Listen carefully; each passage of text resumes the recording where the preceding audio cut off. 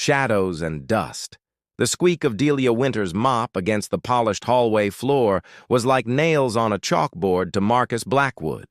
He leaned against his locker, making no effort to lift his designer sneakers as the middle-aged custodian approached. His friends, Trevor and Jasmine, snickered beside him. "Careful, guys," Marcus stage whispered. "Don't get too close or you might catch whatever makes someone settle for scrubbing toilets for a living." Delia kept her eyes down, methodically pushing her mop across the floor, her graying hair tucked beneath a plain bandana. The faded blue uniform hung loosely on her thin frame. If she heard the comment, she gave no indication.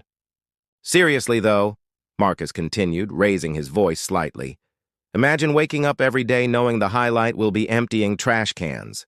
That's just sad." Riverview Preparatory Academy prided itself on producing future leaders. With Ozasi, its ivy-covered brick buildings and manicured grounds, the exclusive private school attracted the children of politicians, executives, and old money families like the Blackwoods. Marcus's father sat on the board of trustees, a fact he never hesitated to mention when faced with potential consequences. "Mr. Blackwood," came a stern voice from down the hall. Vice Principal Hoffman approached with her characteristic brisk stride. "I believe your time would be better spent preparing for your history presentation rather than loitering in the hallway." Marcus flashed his practiced, charming smile. "Just waiting for Trevor to grab his books, Ms. Hoffman. We're heading to study." "Hall right now."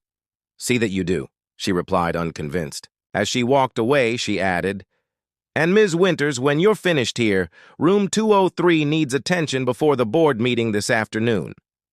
"Yes, ma'am," Delia responded quietly, her voice carrying a hint of an accent Marcus couldn't quite place. Once Hoffman was out of earshot, Marcus rolled his eyes dramatically. "Did you hear that?" "Yes, ma'am," he mimicked in a servile tone. "No self-respect whatsoever." Trevor laughed, but Jasmine shifted uncomfortably. "Come on, Marcus, let's just go." "What? I'm just stating facts," Marcus insisted, purposely dropping his empty water bottle on the freshly mopped floor. "It's not my fault some people couldn't be bothered to get an education." As they walked away, Marcus felt a strange sensation, like being watched. He glanced back to see Delia looking directly at him, her expression not angry or hurt, but contemplative. For a brief moment, he thought he saw something in her eyes. A quiet dignity, perhaps even amusement, that made him inexplicably uneasy. That afternoon in English class, Ms. Pembroke assigned partners for the semester project on class and society in literature. When Marcus found himself paired with quiet scholarship student Olivia Reed, he groaned audibly. "Problem, Mr. Blackwood?" Ms. Pembroke inquired. "No, ma'am," he replied, mimicking Delia's submissive tone for laughs. Later, as students filed out, after the final bell, Marcus lingered, waiting for Trevor to finish basketball practice. He rounded a corner and nearly collided with Delia's cleaning cart. "Watch where you're going," he snapped. "My apologies," she said, stepping aside.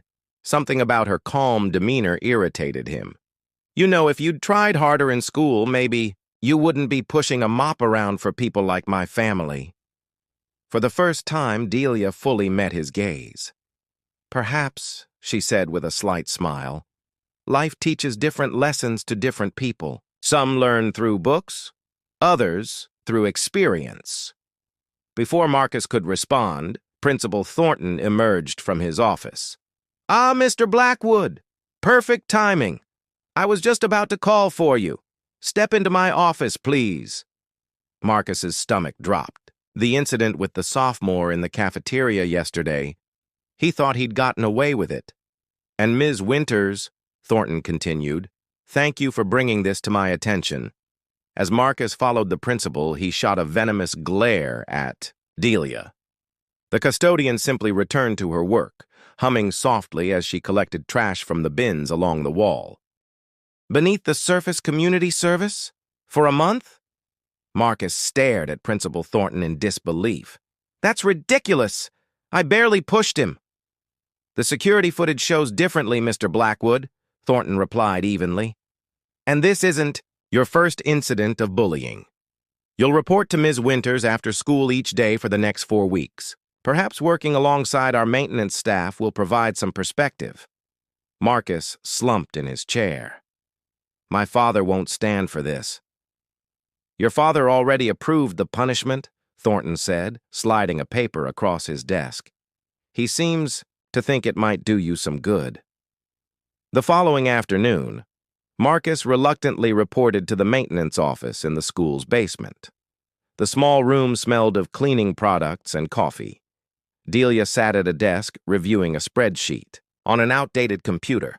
Mr. Blackwood, she acknowledged without looking up. Your assignment today is to clean the windows in the east wing.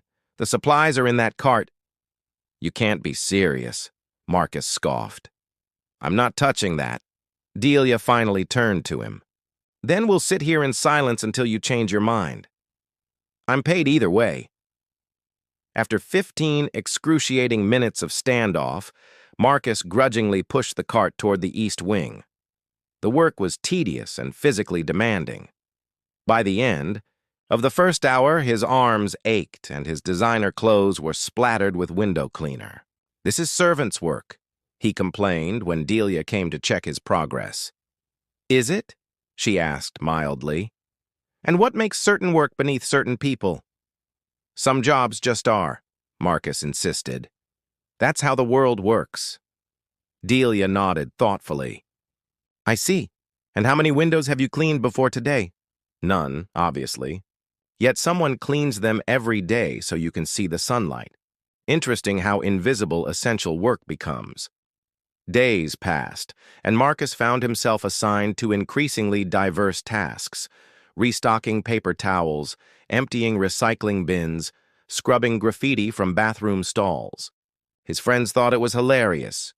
Heard you're practically a janitor now, Trevor laughed during lunch. Maybe you should drop out and make it official, Jasmine frowned. That's not cool, Trevor.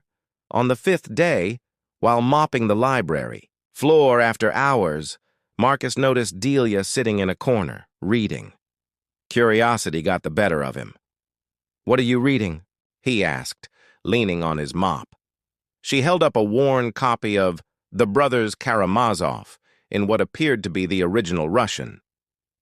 You read Russian? He asked, surprised. Among other languages, she replied. The maintenance closet doesn't require my full attention after school hours. Marcus shifted uncomfortably. Why are you a janitor if you're so educated? Custodian, she corrected gently. And who says I'm only a custodian? Before he could press further, his phone chimed with a text from his father, demanding he come home for an impromptu dinner with potential business partners. Marcus hastily put away his cleaning supplies. I have to go, he said apologetically, the first genuine sentiment he'd expressed to her. Of course, she nodded. Family obligations come first. The following week, something shifted. Marcus began noticing details about Delia he'd overlooked before. How the other maintenance staff deferred to her, how she spoke to Thornton as an equal, how teachers sought her advice on practical matters. Once, he caught a glimpse of her elegant handwriting as she made notes in a leather-bound journal. Nothing like the scrawl he'd expected. During lunch period, Olivia approached his table with their English project materials. I found some interesting perspectives on social mobility in Dickens, she began tentatively. Whatever, Marcus shrugged, still annoyed at being paired with the scholarship student. Actually, Olivia continued with unexpected firmness, I think you'd find it relevant considering your current apprenticeship. It's punishment, not career training, he snapped. Interesting that you see serving others as punishment, she observed, echoing Delia's philosophical tone so closely that Marcus looked up sharply. Do you know Ms. Winters? He asked. Olivia's expression remained neutral. Everyone knows Ms. Winters if they're paying attention. That afternoon, while cleaning trophy cases, Marcus noticed a faded photograph from the school's founding in 1952. In the corner stood a young woman with unmistakably familiar eyes, alongside the school's legendary founder, Harrison Wells. The nameplate read, Harrison Wells and daughter Cordelia. Marcus squinted at the image, a strange suspicion forming in his mind. He glanced across the hall where Cordelia, was carefully dusting a collection of ancient textbooks, humming softly to herself. For the first time, Marcus wondered if he'd been missing something important all along. The unveiling, the annual Riverview Founders Gala, was the social event of the season. Held at the historic Wells Mansion overlooking the city, it brought together the school's wealthiest benefactors, accomplished alumni, and respected faculty. Marcus attended reluctantly, dragged along by his parents who insisted it was important for his future. "Network, smile, and try not to embarrass us," his father instructed as they entered the opulent ballroom. "The Scholarship Fundraising Committee is considering you for an internship next summer, despite your recent behavioral issues."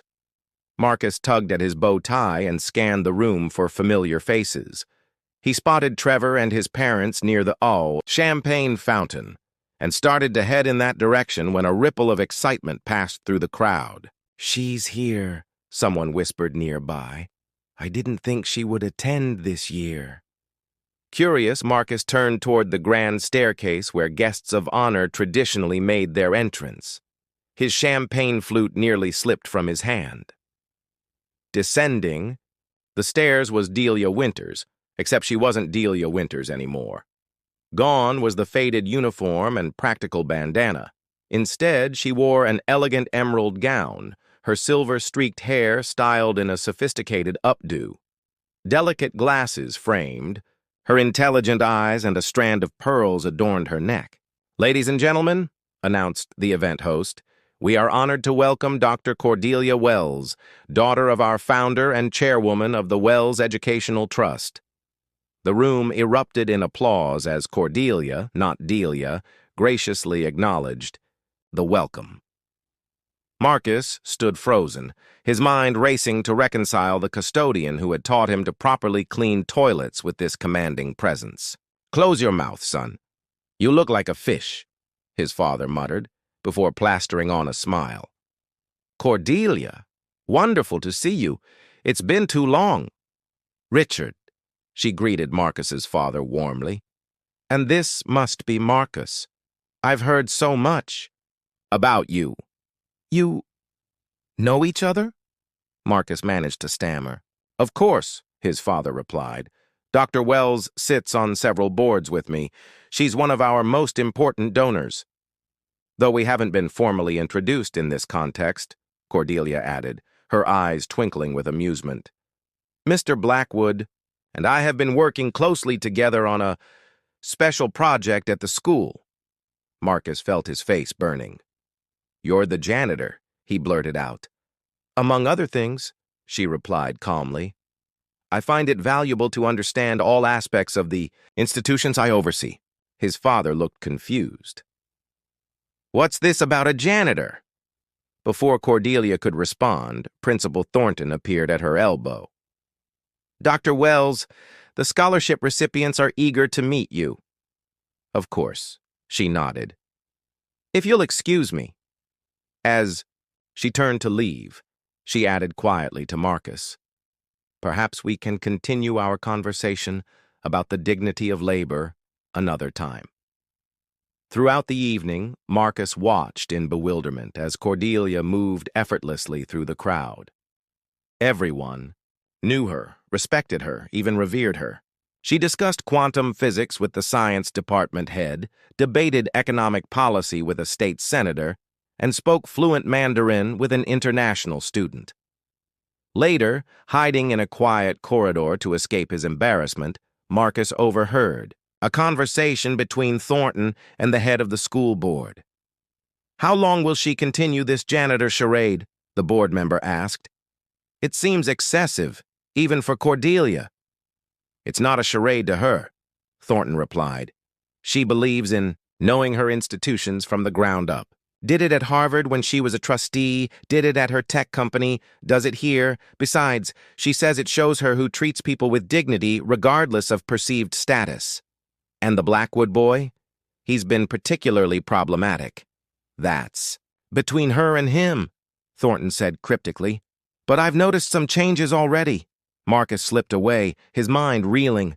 Every dismissive comment, every dropped piece of trash, every demeaning joke, she had seen it all, noted it all, while quietly running the entire school. The woman he'd mocked as uneducated held multiple doctoral degrees. The servant he'd looked down on owned the ground beneath his feet. At the end of the evening, as guests departed, Marcus found himself alone with Cordelia in the mansion's library. "Why?" he asked simply. "Why pretend to be someone you're not?" "I never pretended to be anyone," she corrected him. "I simply allowed you to see what you expected to see. We reveal ourselves most honestly when we believe no one important is watching." "So, it was all a test? To see if I was a terrible person?" Cordelia shook her head. "Not a test, Marcus. An opportunity to see yourself clearly, without the fog of privilege obscuring your vision." Marcus swallowed hard. "I failed spectacularly, didn't I?" "The story isn't over yet," she replied gently. "That's entirely up to you." Bridges built. The Monday after the gala, Marcus arrived at school early, uncertainty gnawing at him. Would Delia Dr. Wells still be pushing a mop through the hallways? Would everyone know about his humiliation? Would she publicly expose his behavior? To his surprise, he found her in the maintenance office as usual, dressed in her customary uniform, reviewing work orders. "Good morning, Mr. Blackwood," she said without looking up. "The gymnasium floor needs attention after yesterday's basketball tournament. The supplies are ready." Marcus stood awkwardly in the doorway. "Shouldn't you be, I don't know, in some executive office making important decisions?" "I am making important decisions," she replied mildly. "Right now, I'm deciding how best to restore the gym floor without damaging the finish. All work has value, Marcus." He hesitated, then reached for the cleaning cart. "I owe you an apology. Many apologies, actually." "Yes, you do," she agreed, finally meeting his gaze. "But apologies without changed behavior are just noise." For the next 2 hours, they worked side by side in the gymnasium, Cordelia demonstrating techniques for treating different types of flooring. Around them, the school day began, students filtering through the hallways, some glancing curiously at the unlikely pair. "Word travels fast," Marcus muttered, as a group of freshmen whispered and pointed. "Does their opinion matter more than your integrity?" Cordelia asked. The question lingered with him throughout the day. At lunch, he approached Olivia, who sat alone with her books. "Did you know?" he asked, setting his tray down across from her. "About Dr. Wells?" Olivia nodded. "She funds my scholarship. We meet monthly to discuss my progress." "And you never said anything when I was being such a jerk?" "Would you have believed me?" she countered. "Or would you have found a way to make me regret telling you?" The honesty stung. "I'm trying to be better," he said quietly. "I know," she replied, sliding her notes toward him. "That's why I saved you a seat." The following weeks brought subtle but significant changes. Marcus continued his community service, no longer viewing it as punishment, but as education. Cordelia introduced him to other maintenance staff, Oscar, a retired engineer, who kept the heating system running, Fatima, a single mother working through night school, Jerome, an artist who chose janitorial work for its steady hours. "Everyone has a story," Cordelia explained. "Everyone has value beyond their utility to others."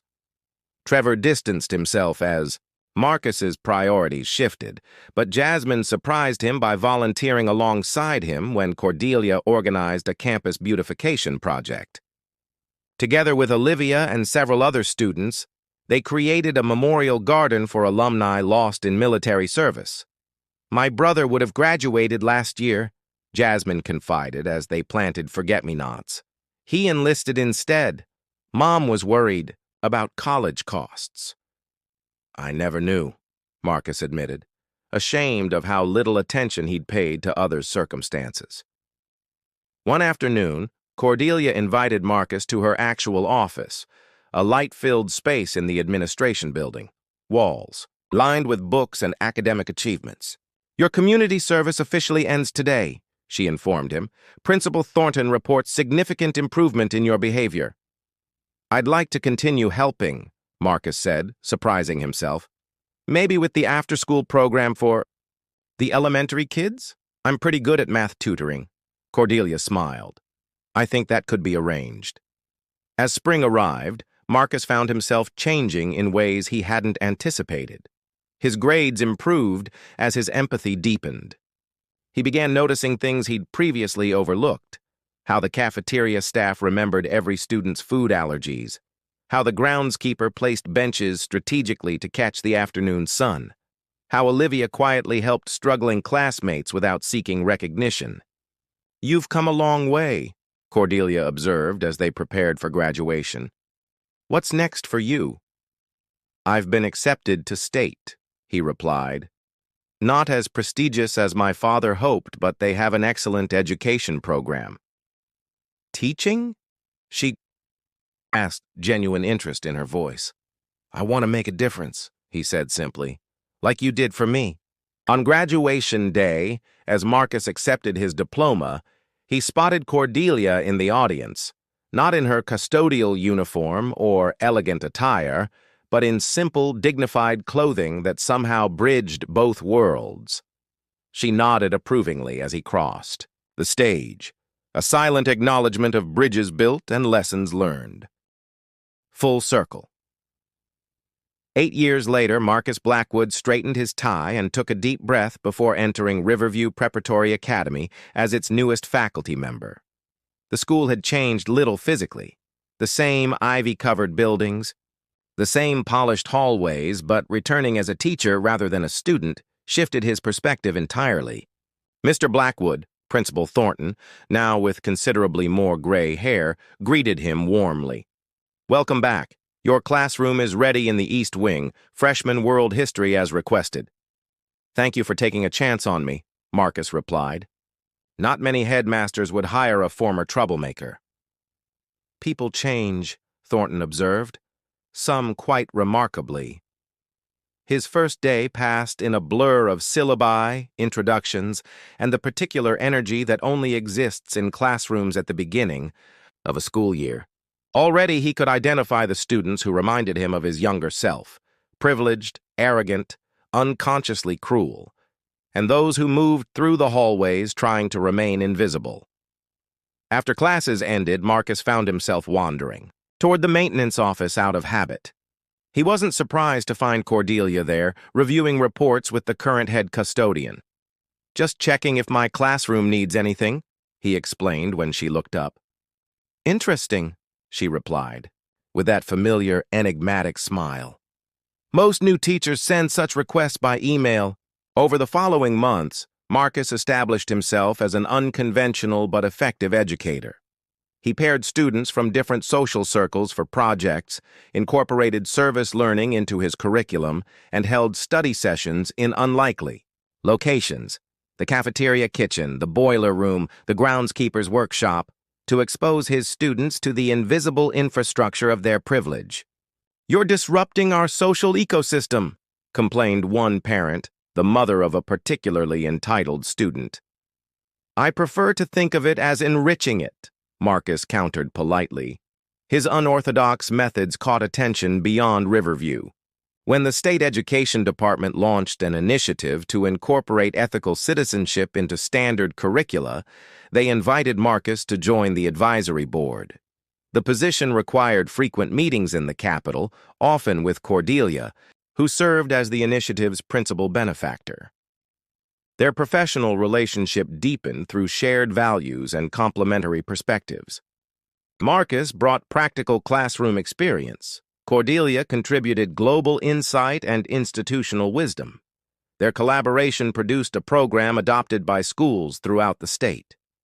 "We make a good team," Cordelia remarked one evening as they finished drafting implementation guidelines over dinner at a quiet restaurant. "We always did," Marcus replied, "even when I was too blind to see it." As time passed, their connection evolved naturally. What began as mentor and student then colleagues, gradually transformed into something more personal. They discovered shared interests beyond education, hiking mountain trails, attending obscure film festivals, debating philosophy over chess games that stretched into the early morning. People talk, you know, Jasmine, now Riverview's guidance counselor, teased. During a faculty meeting, the founder's daughter and the reformed bad boy. It's practically a romance novel. Let them talk, Marcus shrugged. I've learned to care more about substance than appearance. 5 years into his teaching career, Marcus was offered a prestigious position at an elite boarding school across the country. The salary was double, the facilities unmatched, the opportunity extraordinary. You should take it, Cordelia encouraged when he showed her the offer letter. You've outgrown Riverview. Have I? He wondered aloud. Or is there still more to learn here? The answer came to him during the school's annual community day, watching Cordelia, now in her 60s but still vital and engaged, working alongside students to plant trees along the campus perimeter. She moved between worlds effortlessly, equally comfortable with board members and maintenance staff, respecting all, condescending to none.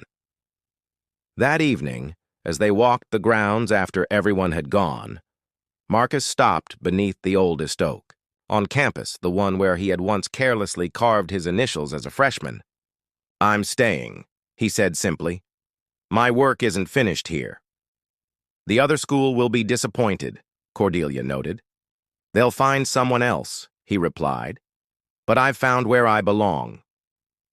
As sunset painted the buildings in gold, Marcus took Cordelia's hand, the same hand that had once shown him how to properly clean windows, that had guided him toward a better version of himself, that had built bridges where he had only seen divisions. Full circle, she murmured, understanding without explanation. Not a circle, he corrected gently. A spiral, returning to the same point, but always at a higher level. Together they continued their walk across the campus that had shaped them. Both, the custodian who owned the building and the student who had learned to see beyond surfaces, each finding in the other the reflection of their best selves.